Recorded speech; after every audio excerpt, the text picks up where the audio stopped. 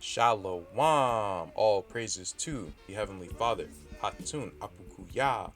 Praise be to the earthly mother, the Pachamama, and all of her earthly angels, the Wakakuna. Praise be to the Holy Spirit, the Kahe, in the name of Hamashiach, Mount of the Lamb, unification to the nation. So, guys, this is the next part of the series. Now, I haven't decided if I wanted to make this into a long or a short video yet. We'll see how it goes after I do this first part of this. But today, we got a lot to talk about, man. I've been out for a while, but that's good because it means that I have a lot of information to share with you. So today we're going to further our discussion. Um, we've been going over uh, the true land of the biblical sons of Esau, who are now known to be as the Edomites, and their name is a play on the redness of not only Esau's skin, but also his clothes, his food, and his land. Everything about Esau, or the descendants of Esau, which are Edom, is red. Everything. And there's only one place that I've noticed that really fits the description of what's being said in the Bible. And it's even easier to know where things are when you know where the Holy Land is. As Esau's land is supposed to be both to the east and the south of the Holy Land, putting it in Nigeria would fit very well. So, we are going to start in this video, and I just want to lay the groundwork so that um it's just easier instead of me reading a ton of articles. So, I'm going to play this video.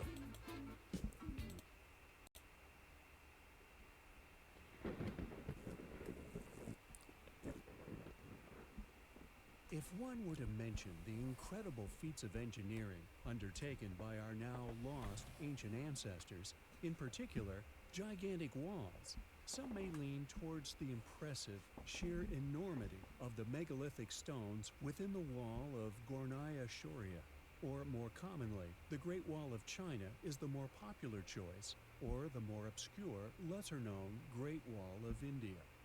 Undoubtedly, the Great Wall of China was a feat of monstrous proportions, having been built to such a scale it's visible from space. Yet what many more are unaware of is an ancient kingdom once located in southwestern Nigeria. Known as the Walls of Benin, they dwarf the Walls of China, a series of defensively constructed earthworks called Aya in Edo. They consist of 9.3 miles of intercity walls and an estimated 9,900 miles of outer wall. The walls of Benin City were described as, quote, the world's largest earthwork carried out prior to the mechanical era, end quote, by the Guinness Book of Records. The Benin City walls have been known of by Westerners since around the 1500s. Portuguese explorer Duarte Pacheco Pereira briefly described the walls during his travels. Another description was given around 1600 by the Dutch explorer Dirk Rijders. Rijders' account of the walls is as follows, quote, at the gate where I entered on horseback, I saw very high, very thick walls of earth, with a very deep broad ditch around. They were dry and full of high trees. Who built these walls? Or indeed, how did they accomplish such a mind-boggling feat? Traditional accounts suggested that assuming a 10-hour workday with a labor force of some 5,000 men, it could have been completed within just 97 days. However, these estimates have been criticized over the years in many ways, one in particular being a lack of account for the time it would have taken to extract earth from ever-deepening holes. Yet, regardless of these discrepancies in opinion regarding the challenge in its creation, or indeed their age or origin, we find these walls highly compelling. So, let me see, which one do I want to go to first? In fact, let's just read this. I read this in, what is this? This is part 6. So, just to give you guys a reminder, this is in the Midrash. To the land of Seir and the fields of Edom, that he makes one's hair stand on end to the fields of Edom. His food, no, he is red. His food is red. His warriors are red. His attire is red. His shields are red. His land is red. The one who stands up to him is red, which is talking about David. The one who exacts retribution from him is red in red attire. That's talking about the Messiah. He is red. The first came forth ruddy. His food is red. Please let me gulp down some of this red stuff. His warriors are red. His warriors' shields are red. His attire is red, and so forth. So, what type of red is it talking about? Is it talking about flush, translucent / pink skin, or is it talking about literally red? Because anytime it's talking about being quote unquote red, it's referring to red like rubies. Excuse me. It's the red it's talking about is a ruby red. So let's go to this video. Let me pause this so I can get to that exact point that I want to go to. Okay, so just so you guys can hear it from this woman, because she pretty much she goes over the history of the Benin Empire, and I've kind of been going over this, the whole series, but just so people can hear it from them, them. My thing is that I like to hear what people say who they are, not who people think they are, who they say they are.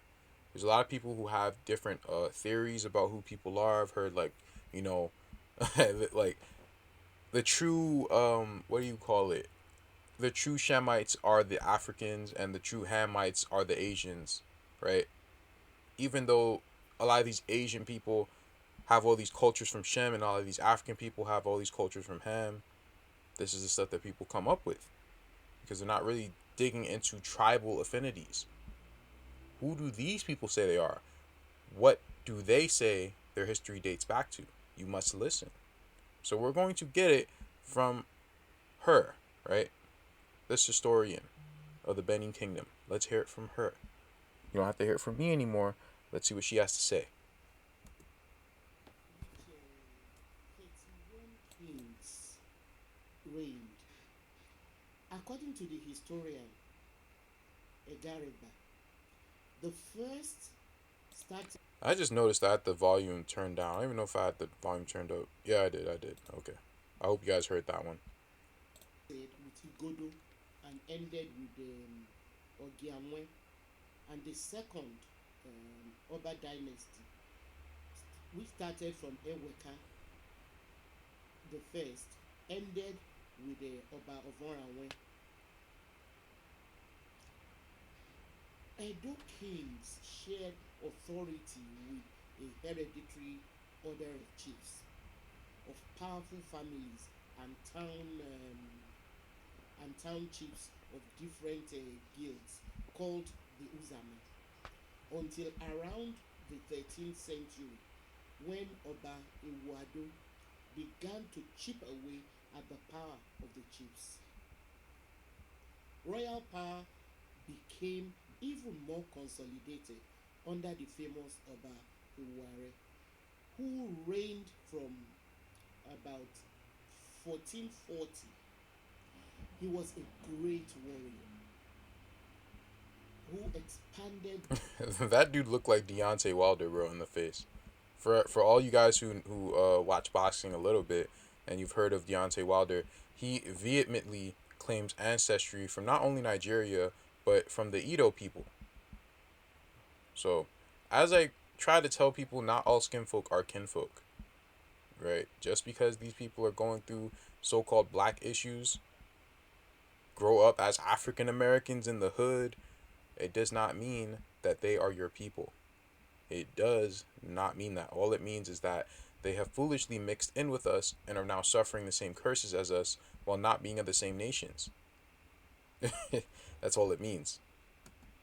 The kingdom, and was the one who established a hereditary succession to the throne.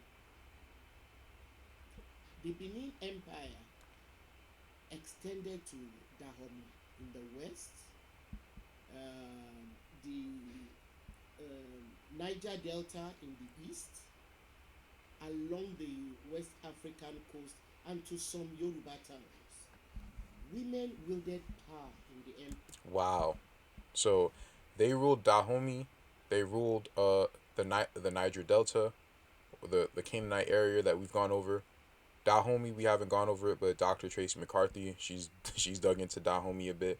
We're not gonna really go to it into that deep, but just to let you guys know, early in this video, Dahomey, I believe that's T-Man, Teman. So I'm just letting you guys know. Especially the Queen Mother. Eware also rebuilt the capital city and fortified it with walls and moats to protect it. The capital city was Benin, as I indicated earlier, which is currently still the capital of Edo State of Nigeria. The Oba of Benin was the supreme political, judicial, economic, and spiritual leader of his people. And he and his ancestors eventually became the object of state courts. Eware's grandson, Oba Esigi, further eroded the power of the Uzama and increased contact and trade with Europeans, especially with the Portuguese, who provided a new source of copper for court art. So when I told you guys, I think in like part 4, that they teamed up with the Portuguese before 1492, by the way, right? They teamed up with them. I just have a question. Why would they choose to go to their kingdom to team up with them, right? What was the point of the Portuguese going to do that? What led the Portuguese to their kingdom? They're not even directly on the coastline. They're like 100 miles inland. What led them to their kingdom? Why did they go there and all of a sudden 7 years later they're scouting out the Americas? They also said that they had to bring Hebrew translators, right? Something is very fishy here. Again, these people teamed up with the Portuguese. The papal bull was supposed to apprehend the lands of all Saracens and pagans. So how come their land was not apprehended? How come they teamed up with them? See, there's something is not right here. Why did they team up with the Portuguese? And why did the Portuguese and the Spanish come over here and conquer these lands as well as other lands in the Pacific Islands and stuff like that? What made them choose to do that? That is my question to anyone who is still doubting what I'm saying about this Edo kingdom. Beyond all the sheer evidence that I'm laying out for you guys about their dress, their culture, even their language, Oba, the Yoruba language and stuff like that, their connections, their ancient connections with the Yoruba people, how I've connected the Yoruba to the people of Seir, right? Their kings are called Obas, and that's a reference also to Obadiah, because Obadiah also was the person or the quote-unquote prophet who warned Esau, who warned the Edomites.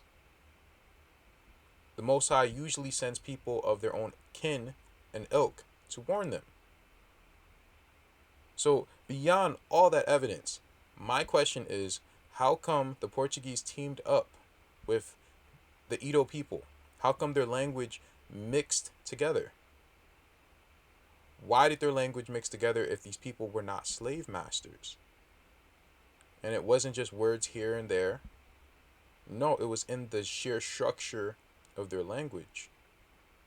That is how much the Portuguese and the Edo speaking peoples were intertwined with each other, to the point where they created a Creole language that the slaves spoke. Please answer my question. Please put in the comment section. I would love to have some insight into that. Later, this authority was diminished by the establishment of administrative dignitaries. It is pertinent to note that the kingdom of Benin prospered due to regional trade with other kingdoms. However, around the And what did they trade? What were they always trading? Go look it up. I've already said it, and you should already know what it is because it's the same commodity that they used with the Portuguese. in the 15th and the 16th centuries, Benin began trading with the Portuguese. These Europeans settled at Ugoton from 1487 AD and expressed interest in beads, cotton cloth, ivory, and slaves.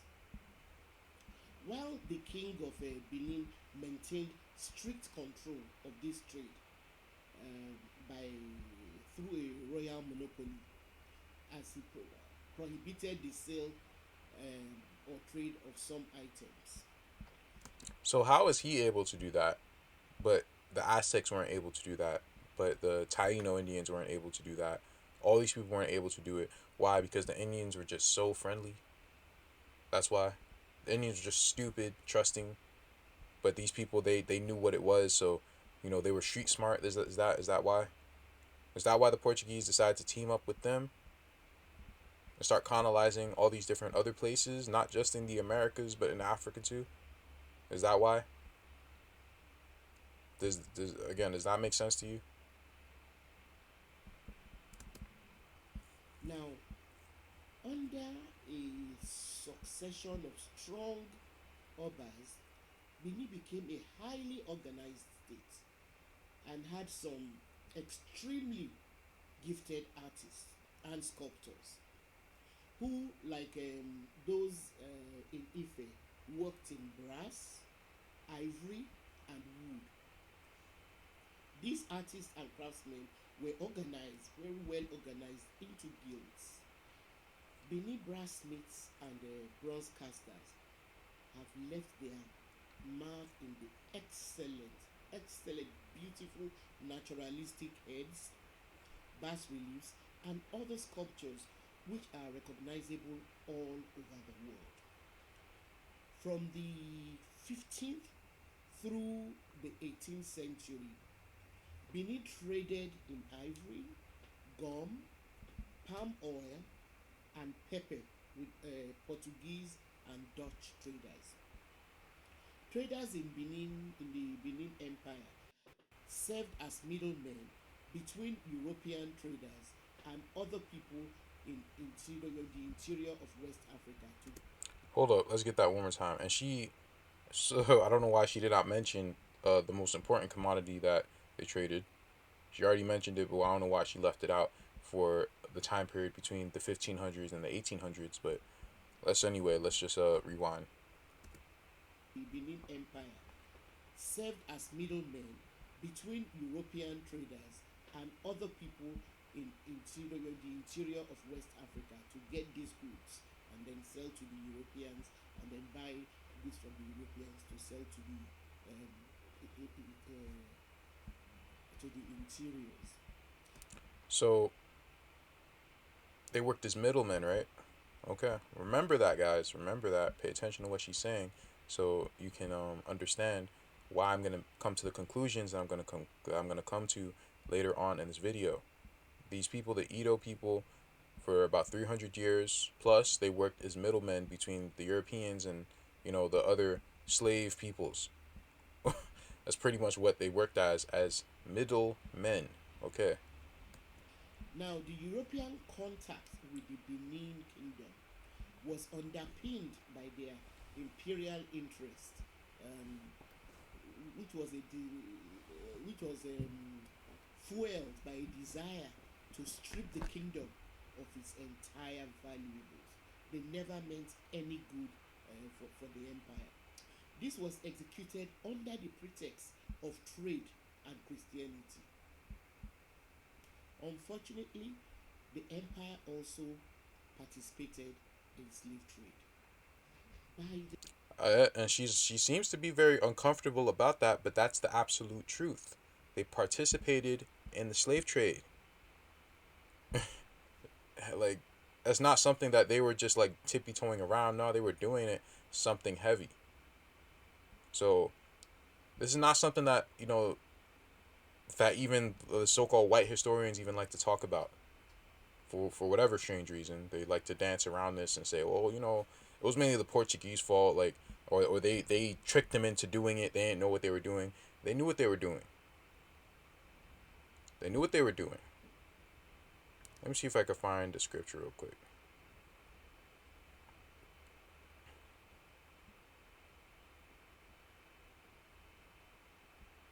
Yeah, I put this in in the community tab before, but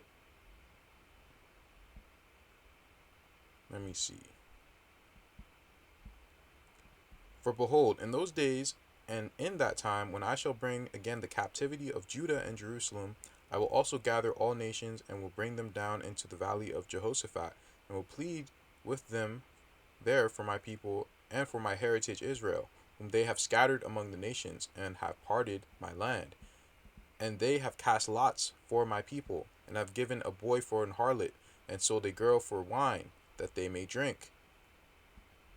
What was one of the things that they were selling people for? Yea, and what have ye to do with me, O Tyre and Zidon, and all the coast of Philistia? Will ye render me a recompense?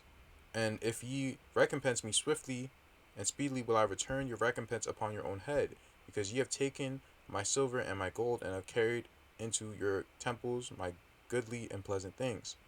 The children also of Judah and the children of Jerusalem have ye sold unto the Grecians. The Grecians, those are the so-called white peoples, that ye may remove them far from their border. Behold, I will raise them out of the place whither ye have sold them, and will turn your recompense upon your own head. Now, are these the people of Tyre, Zidon, and Philistia? I have no idea. But there is a common theme that the people who sold us were the ancient nations that we were always dealing with. These were melanated nations. White people were not selling black people to white people. No, it was so-called black people selling other so-called black people to so-called white people. And sometimes the so-called black people were the masters themselves. This is the actual history. So I'm just letting you guys know. The 1700s, Benin became embroiled in dynastic disputes and civil wars. However, the empire sustained itself until its capital city was burnt and looted of its artworks by the British in 1897. Let's go back one more time. Its capital city was burnt and looted of its artworks by One more time. the empire sustained itself until its capital city Until. So it was still selling slaves and all those other quote unquote goods. Until when? was burnt and looted of its artworks by the British in 1897. In 1897. So these people do not descend from quote unquote slaves. They got judged. And that is why Benin City is in the state that it's in today. That's why Nigeria is in the state that it's in today. She already said that the empire, that the kingdom stretched pretty much along that whole West African coast. It stretched along that coast. They got judged for a reason. And it's also biblical. But they want to make people feel bad as if, this is something that just happened to these poor African folks. No. That's not what happened. They got judged for selling slaves. Under what they called the punitive expedition. In 1897, the British, who were entrenched in colonial trade and expansion in Africa were determined to wrest the control of any remaining inland trade in the area, which now constitutes Nigeria. The colonizers got colonized. And now 100 years later, we're all black people in the struggle. So you see, this is why I have to touch on stuff like this, so we can add wisdom to the conversation. Everything needs detail and wisdom. It doesn't really matter if people don't care for this topic and they want to care about quote unquote spiritual things. This is spiritual things. This is what I like to do. And this is what the Most High is telling me to do. So this is what I present. It's that simple. You know? This is very important, because otherwise then you're going to have a bunch of people, right? You're not going to know any sort of history, and you might get caught up in this whole, well, we black people got to be like stand together and all this stuff. Like, no, we don't. No, we don't. There needs to be unity and order. Right? Unity and order. And I'm going to acknowledge what your ancestors did, whether you were quote unquote black or white. I'm going to acknowledge all of it.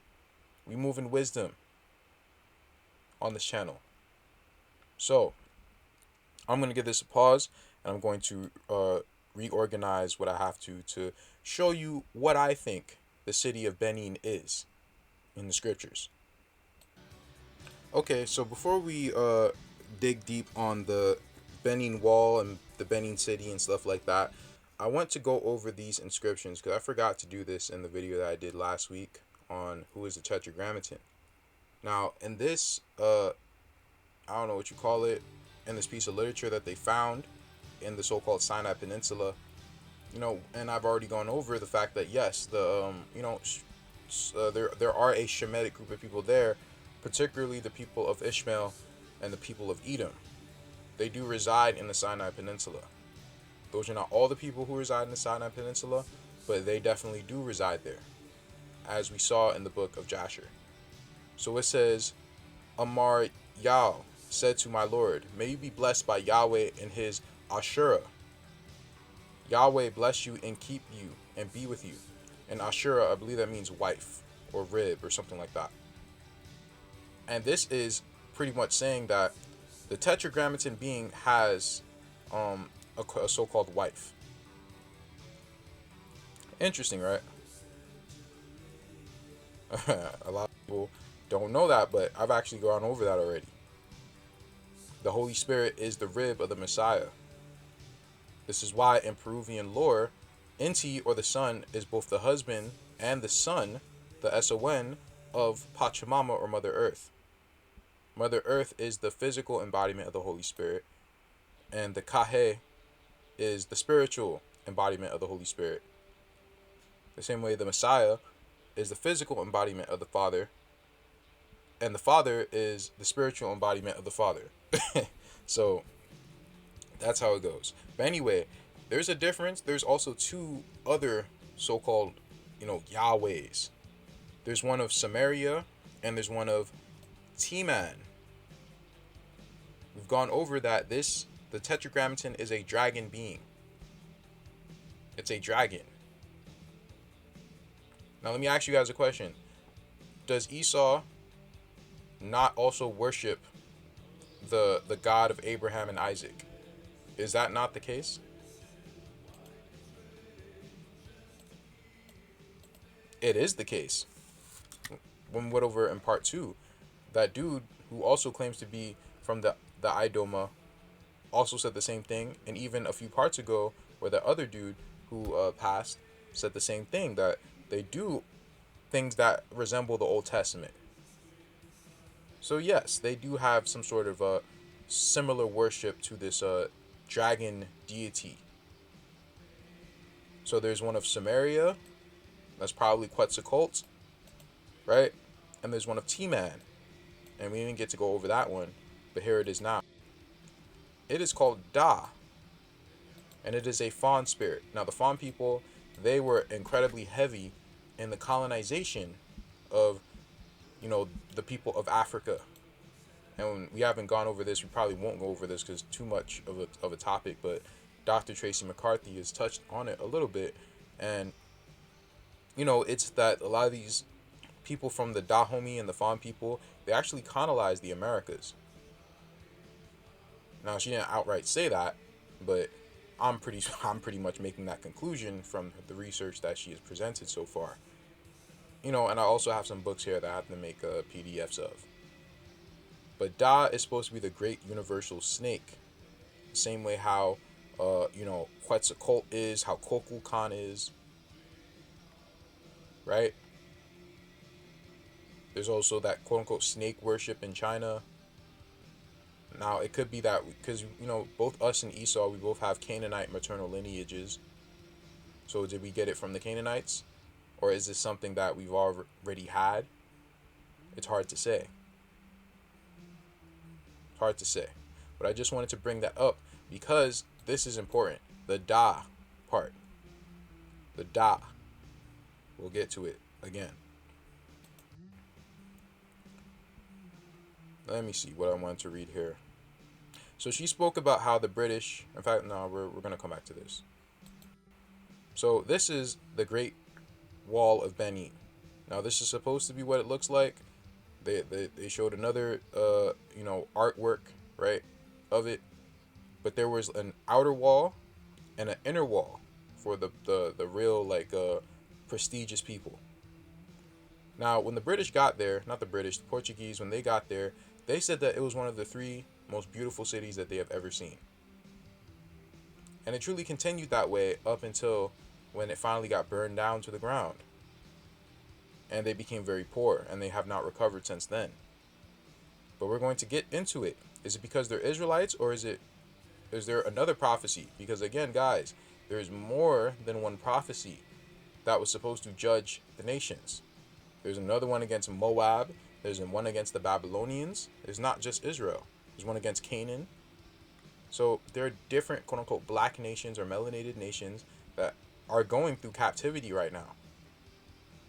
Elam is going through captivity. So it's more than that. I thought before, okay, you can look at all the different people who are going through it all around the world and, those are probably Israel. That's not necessarily true. It's not true. A lot of people, most of the indigenous groups of people are going through hell right now. Because it's the so-called white people's time to rule. So I'm not going to go based on, you have to look like this, the Israelites look like this. You don't know what the Israelites look like. You don't know. If I don't know and I study this stuff a lot, I know you don't know. I'm not trying to be arrogant. I'm just being honest. But anyway, I wanted to mention this because these are some quick facts, quote unquote, about the wall or the community. And it's this word right here. It enclosed 6,500 kilometers of community land. And so it was finally completed around this time period. Right, okay. They said the same. I guess Machu Picchu also was built in the 1400s too then. It's incorrect, bro. That the so-called Africans know this, that wall was not finished being built around that time. That wall is actually very old. You could look this up, bro. There was someone who accidentally slammed his car into the wall, and the car broke, and there's not a scratch on the wall. Like nothing happened to the wall. They truly had a magnificent place. So let me see the next part that I wanted to go to.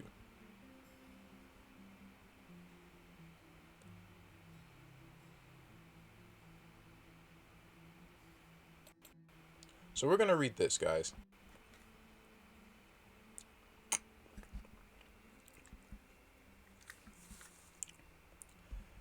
The Kingdom of Benin was an important African kingdom that flourished between the 13th and 19th centuries AD.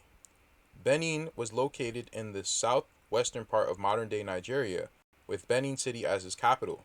Benin City is perhaps best known for a group of artifacts collectively known as the Benin Bronzes. These objects looted by British forces during their expedition against Benin in 1897. Skipping down.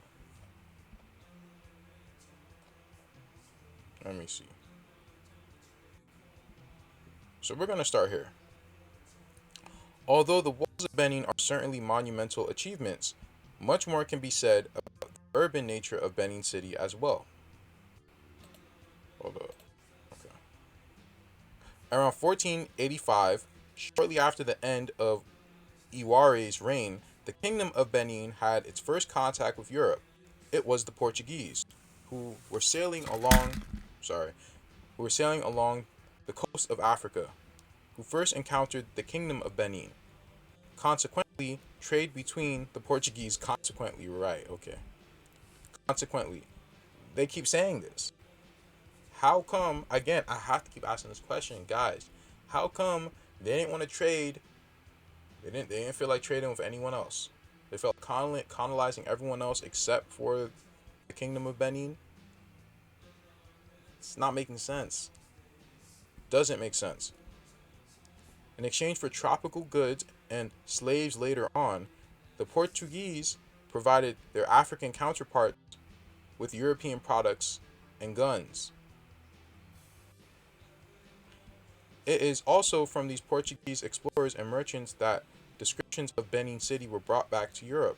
For instance, the Portuguese were surprised to find a great kingdom in the middle of the African jungle and called the kingdom's capital the, the great city of Benin.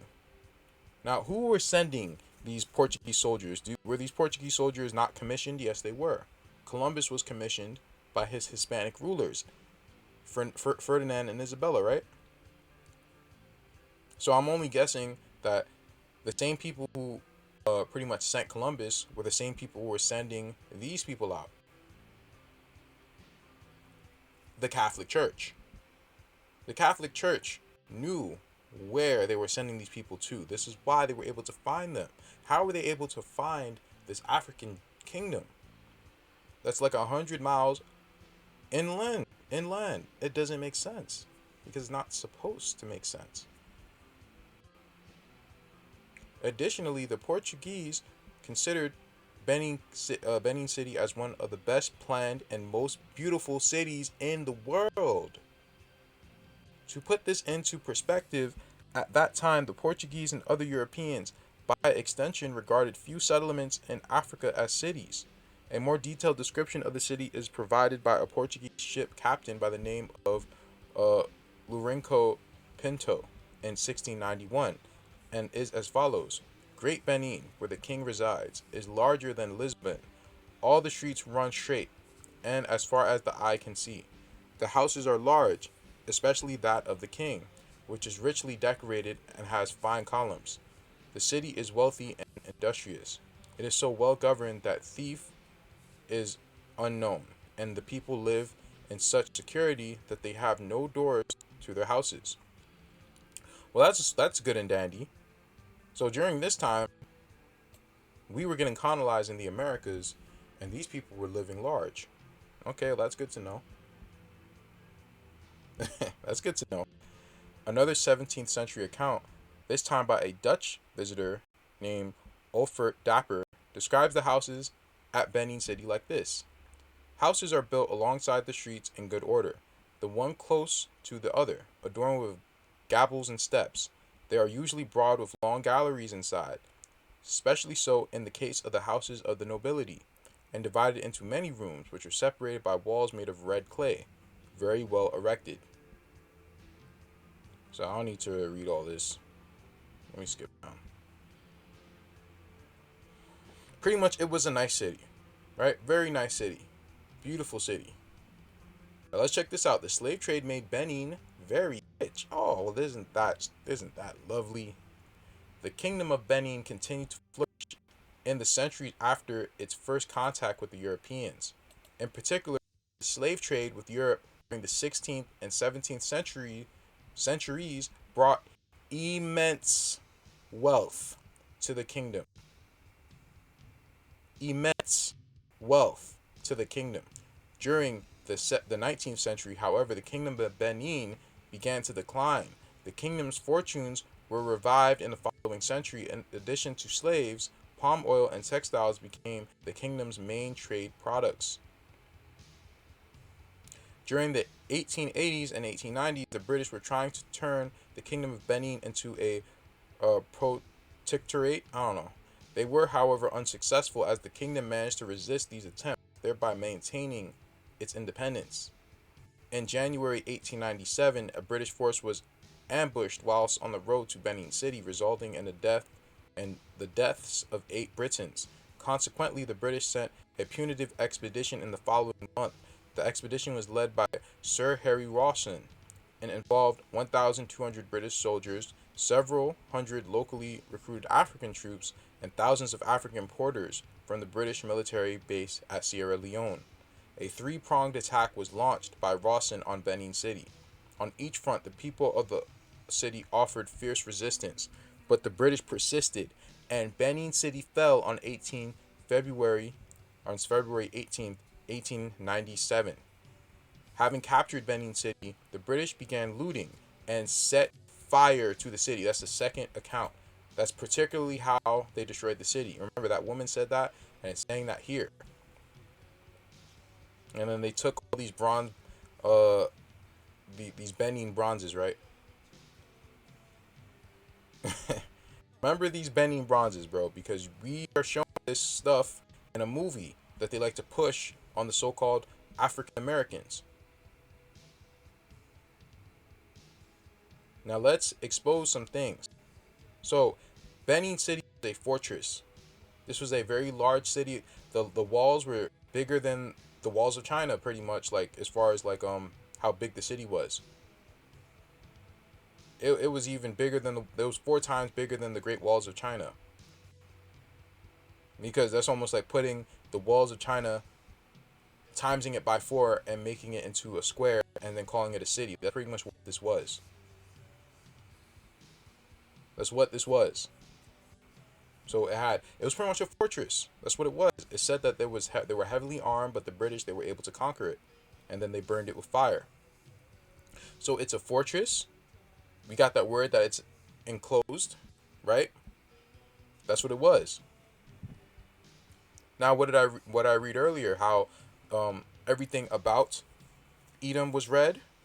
I've already showed you the Oba and the people, and their skin is red, their clothes is red, their food. I've showed you their food. Now let me show you their land. This is no secret to anybody. They even call themselves Red Soil Nation. During the colonial period at independence, the country was known as Dahomey. On November 30th, 1975, the people of Dahomey visited their ancestral home, known as present-day Edo State, Nigeria, to meet with their great king named Oba Akenzuwa II. I really wanted to go over the Edomite connection to Japan, but it's just too much, bro. Like, it's just too much. I might have to put this when I make my blog or something. To seek permission from him in order to rename their country Benin, where their ancestors hail from. The request was granted by him, and it was renamed Benin.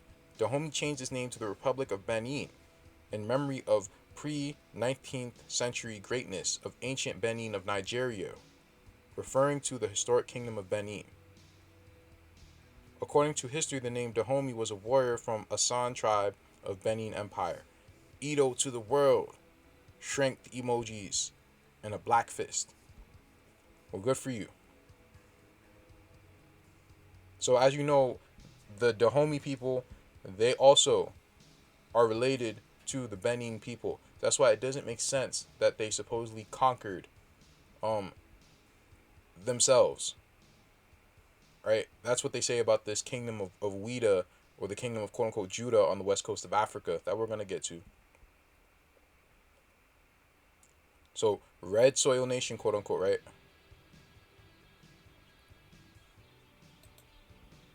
So let's read here. This is geomorphology and hydrology of the Benin region, Edo State, Nigeria. The Benin region is underlaid by sediment formation of the South Sedimentary Basin. The geology is generally marked by top reddish earth, composed of Africanized, I don't know, or literally or literalized clay sand. Let me see if I could find. I'm just giving you the articles real quick. So there's an article. This is a bit too academic for me. I went to school for this stuff, but I mean, it's a bit too academic for me, bro. But red soils of different origins in southwest Nigeria, characteristic, classification, and management considerations. And it's particularly in this area, in Ile Ife going down to Benin City. It's in this area where the soil is incredibly red. Incredibly red.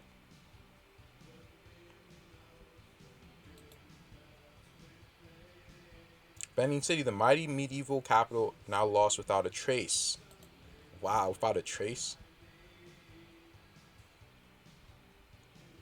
This is the story of the lost medieval city you've probably never heard about. Benin City, originally known as Edo, was once the capital of a pre-colonial African empire located in what is now southern Nigeria. The Benin Empire was one of the oldest and most highly developed states in West Africa, dating back to the 11th century. The Guinness Book of Records 1974 edition described the walls of Benin City and its surrounding kingdom as the world's largest earthworks carried out prior to the mechanical era. According to estimates by New Science Fred Peer, Benin City's walls were at one point 4 times longer than the Great Wall of China and consumed 100 times more material than the Great Pyramid of Cheops or Cheops. I think that's how you say it. And they burned it to the ground. It was so impressive, and then they burned it to the ground. So let me give this a pause, and then the great reveal of what this place truly is. So, wait. Whoops, my bad.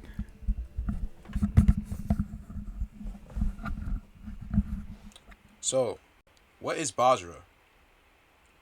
Bozrah meaning enclosure or fortress. I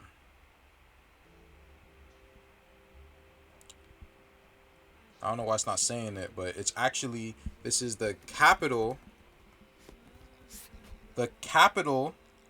of Edom, a city of great antiquity. The capital of Edom. Wait. What is Benin City? The capital city in West Africa, pretty much. It was the capital city. It's also referred to as a sheepfold, right? It's not necessarily fully accurate, but we're going to entertain it because there's also a connection there as well. Now let's get into some prophecies, because I'm going to prove to you that this is the Benin City is Bozrah. That is the biblical capital city of Edom. It is Bozrah. Concerning Edom, this is what Yohiwah of hosts says. Is there no longer wisdom in Teman? Has counsel perished from the prudent? Has their wisdom decayed? Turn and run. Lie low, O dwellers of Dedan, for I will bring disaster on Esau at the time I punish him. If grape gatherers came to you, would they not leave some gleanings? Were thieves to come at night, would they not steal only what they wanted? But I will strip Esau bare, I will uncover his hiding places, and he will be unable to conceal himself. His descendants will be destroyed, along with his relatives and neighbors, and he will be no more.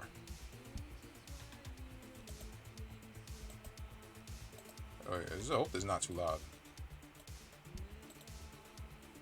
So, is this a future prophecy? Did it already happen? I don't know about this one, but I want to read that one first. Now let's get to the heavy stuff.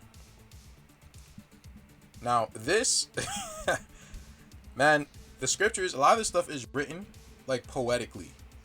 This scripture, Isaiah 63, Now that I have more understanding on what the nation of Edom was in ancient times, how it was just a red nation, this is supposed to be sarcastic.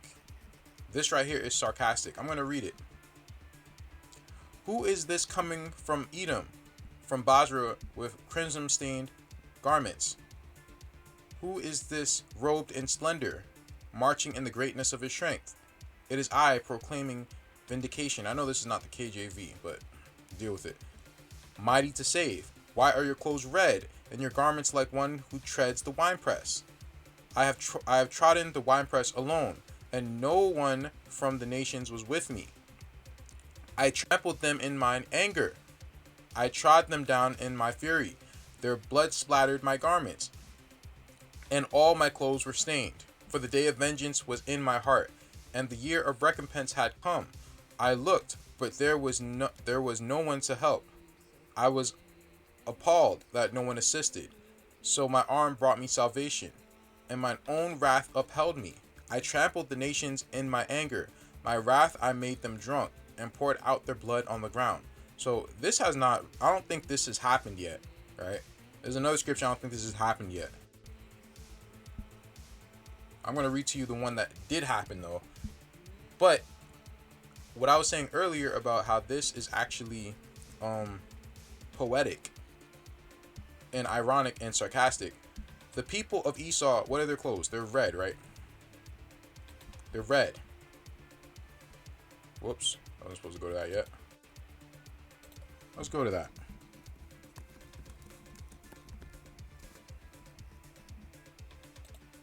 Whoops. They're red. They're crimson red too.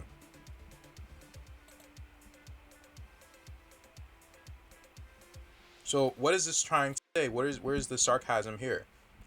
Because he's saying, who is that comes from Edom with red clothes from Bozrah, right? The joke is that they wear red, right? They're known for wearing red. So he's like, oh, like he's coming from Edom wearing red. But he's like, oh, my clothes aren't red because I'm wearing their garments. They're red because I stain my garments with their blood. So I'm going to wear clothes like them, but I'm going to use their blood. Do you understand? I hope I said the joke correctly. But there's a joke in this prophecy. There's a joke in this, bro. That's the joke. The joke is that he's going to dress like the Edomites, but he's going to make his clothes red with their blood. Everything about them is red. Well, this time I'm going to make my clothes red, but I'm going to do it with their blood.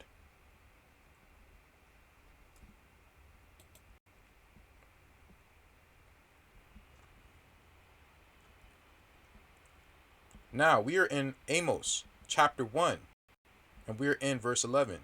And this is what Yohiwah says. For 3 transgressions of Edom, even 4, I will not revoke my judgment. Because he pursued his brother with the sword, and stifled all compassion. His anger raged continually, and his fury flamed incessantly. So I will send fire upon Teman to consume the citadels of Bozrah. Boom. I will send fire upon Teman to consume the citadels of Bozrah. What did the British do to Benin City, to the Benin walls? They burnt it with fire.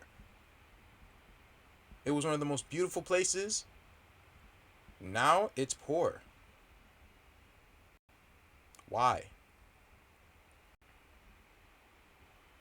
Why? Because it's Bozrah, bro. It's Bozrah. It's a citadel. The walls of Benin was a citadel or a fortress. It was enclosed. It was an enclosed community with high walls. Right? Everyone was happy there. Like, no one stole from each other. Everything was all, I don't know what the kids say. We used to say gravy. Everything was Prada and Louis, bro. What happened though? I'll come at you guys in a second. Okay, so we're back now. We are going to touch a little bit, just a little bit. Again, not really what this video is about, but we're going to touch on the Dahomey people. Now, the Dahomey people, they are pretty much synonymous with the Fon people. Let's read it right here. The kingdom of Dahomey was referred to by many different names and has been written in a variety of ways, including Dan Exomi, Dan Home, and Fon. The name Fon relates to the dominant ethnic and language group, the Fon people, of the royal families of the kingdom, and is how the kingdom first became known to Europeans. Now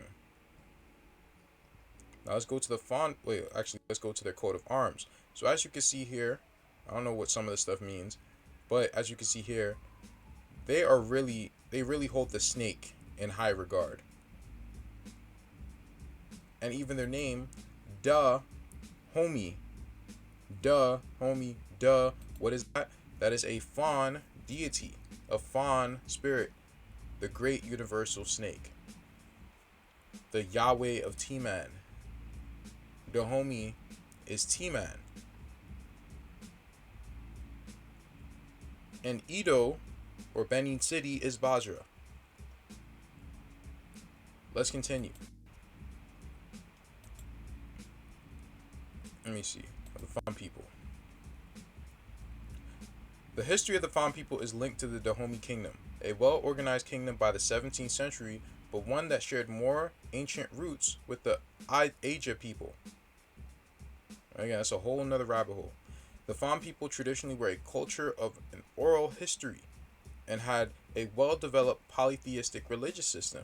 They were noted by early 19th century European traders for their, I don't know what that is, Namitan practice, or Dahomey Amazons, which empowered the women to serve in the military, who decades later fought the French colonial forces in 1890. So it seems like this was their judgment year. 1890, that was their judgment year. Because they were doing this stuff for a while. They were getting rich, and then they got taken down. Most Fon today live in villages and small towns in mud houses with corrugated iron gable roofs. Cities built by the Fon include Abomi, the historical capital city of Dahomey, on what was historically referred to by European settlers as the Slave Coast. These cities became major commercial centers for the slave trade. A significant portion of the sugar plantations in the French West Indies, particularly Haiti and Trinidad, were populated with slaves that came from the Slave Coast through the lands of Iwi and Fon people. Now, is that true or not? I don't really think so, but maybe, right? I don't know. I more so think that the colonizers were the ones that came from Africa, and some people may have come from Africa. Like some people. It's just not millions. It's ridiculous. It's ridiculous that millions came. But what did these people, whether they were slaves or not, what did they bring with them? They brought West African voodoo that has spread throughout many of these different places, such as Haiti, Louisiana, Cuba, the Dominican Republic, Brazil, and even Mexico. This stuff is not good, to say the least. This stuff actually comes from the religion of the colonizers. This is actually the religion of Esau.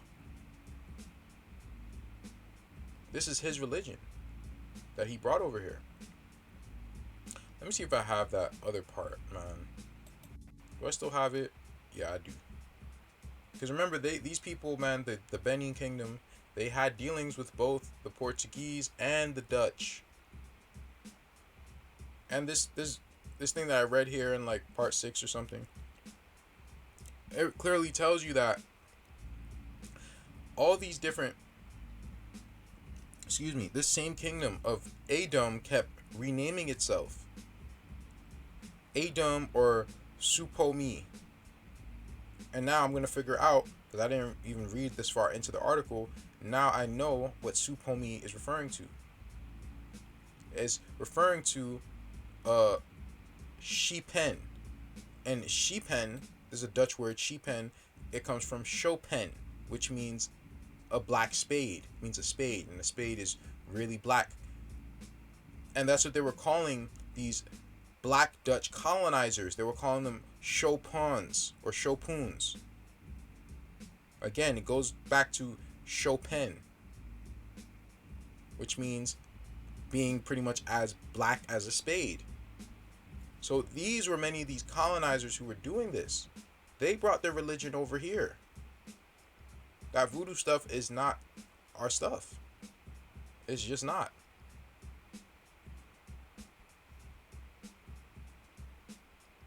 So let me see what else I wanted to go to.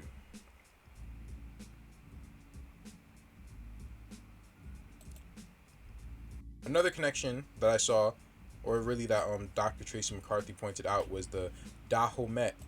And in her comment section, I saw someone mention that the Dahomey, it seems to be very similar to the Baphomet. And that's what we're going to touch on in the second part of this video, right? What is the connection between the Baphomet and the Edomites? What is the connection, man? We're going to find out. I just wanted to mention that because that's one of the other names of Dahomey, is Dahomey. And again, you have a reference to Da, the serpent deity. And you have that quote-unquote kingdom of quote-unquote Judah in West Africa. But it couldn't be anything further from Judah. Couldn't be anything further from it. The kingdom of Wida. And it has all these different names, bro. All these different names. All these different names. First of all, the people of Judah, they were not calling themselves Judah. So, how was this established in 1580? I mean, excuse me, 1580, when the Americas were getting colonized way before then, and it was supposedly conquested by Dahomey. They're all the same people. But anyway, in French it's called Ayuda. And a constant theme with all of these different names is that they have the "duh" at the end. So I'm gonna guess that that's a reference to "duh." I can't highlight the "duh." The fawn deity of the serpent. So to me, that's almost like Ayud or Ovid, duh, or Ovid,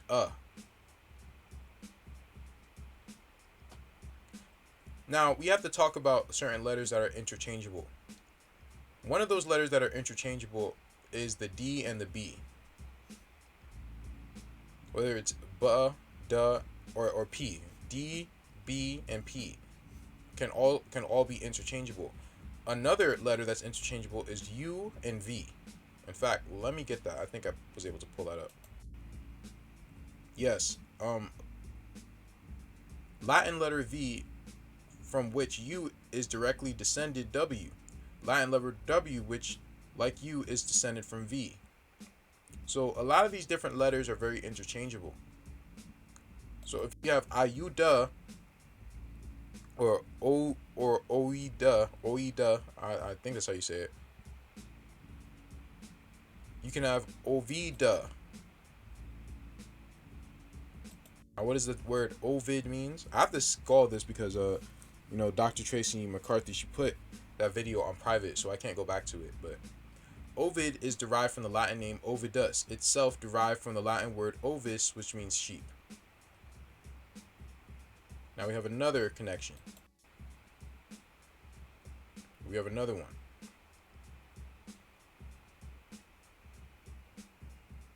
Why is this in the way? Meaning of Ovid. It means worker, she, woman, or sheep herder. Now, why am I bringing this up about the sheep and stuff like that? About Oyuda, the kingdom of Judah, and stuff like that? Why am I bringing that up? Let me show you.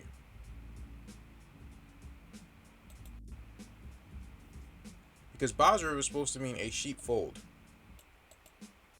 Now, I don't know if that was a reach as far as that breakdown. I don't know. But what I do know for sure is that this was an enclosure and it was a fortress. And so was Benin City. And so was Benin City.